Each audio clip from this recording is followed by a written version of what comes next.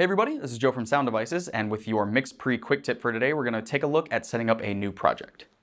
So, we're going to start with our menu button up here, and then Project, and New.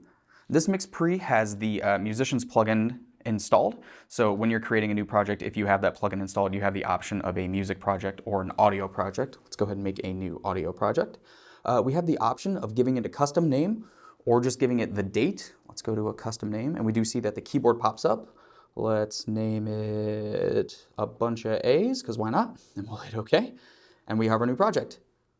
So we can hit record, and then anything that's being recorded is now going to be within that big project that we started. This is going to be similar if we want to make a new music project. It'll give us a song, but we do need to choose a sample rate. We also have the option of importing a recording that's stored natively on the SD card. So if you've already have some music that you want to keep working on, just bounce that to the root of your SD card, and then you can import your recording and it'll start a new song for you. So we can hit, let's just leave it at song 1, we'll hit create.